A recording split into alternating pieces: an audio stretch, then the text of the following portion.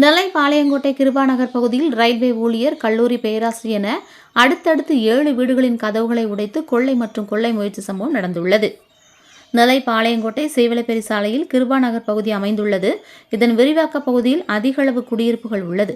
தொடர் விடுமுறை என்ற நிலையில் அப்பகுதியைச் சேர்ந்த பலர் சொந்த ஊர் மற்றும் பல்வேறு சுற்றுலா தலங்கள், கோவில்களுக்கு சென்றுள்ளனர். இந்த நிலையில் அப்பகுதியில் முக்காடு போட்டு உலா வந்த மர்ம நபர்கள் வீடு வீடாக சென்று நோட்டமிட்டு பூட்டியிருந்த வீடுகளின் கதவுகளை உடைத்து கொள்ளை மற்றும் கொள்ளை முயற்சி சம்பவத்தில் ஈடுபட்டுள்ளனர். கிருபாநகர் பகுதியைச் சேர்ந்த கல்லூரி பேராசிரியரான ஜான்சேகர் என்பவர் குடும்பத்தோடு முக்குடல் பகுதியில் உள்ள கோவில் திருவிழாவிற்கு சென்று வீடு திரும்பும் போது வீட்டின் கதவுகள் திறந்து கிடந்ததை கண்டு அதிர்ச்சி அடைந்துள்ளார்.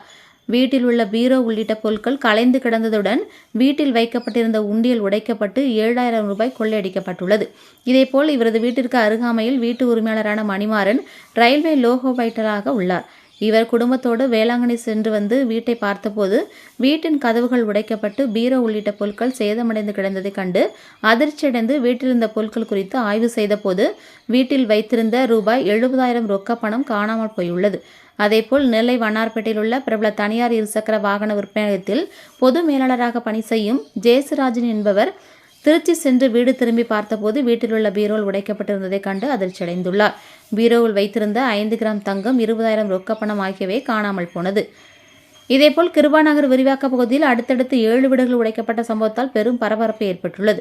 திருட்டு போன வீடுகளில் உரிமையாளர்கள் நெல்லை தாலுகா காவல் நிலையத்தில் திருட்டு சம்பவம் தொடர்பாக சிசிடிவி கேமரா பதிவுகளுடன் புகார் அளித்துள்ள நிலையில் சம்பவம் தொடர்பாக போலீசார் விசாரணை மேற்கொண்டு வருகின்றனர். ஏற்கனவே கடந்த சில ஆண்டுகளுக்கு முன்பு பகுதியில் திருட்டு சம்பவத்தில் ஈடுபட்ட ஒரு நபரை பொதுமக்கள் பிடித்து மின்கம்பத்தில் கட்டி வைத்து தர்மாடி கொடுத்த சம்பவம் நடந்தேறியதும் குறிப்பிடத்தக்கது. தொடர் விடுமுறைக்கு ஊர் சென்றவர்களை நோட்டமிட்டு முக்காடு போட்டு கிருபாநகர் பகுதியில் சுற்றி கொண்டு வந்த 3 பேர் கொண்ட மர்ம கும்பல் 7 வீட்டை உடைத்து நடைபெற்ற கொள்ளை சம்பவத்தால் பெரும் பரபரப்பு ஏற்பட்டுள்ளது.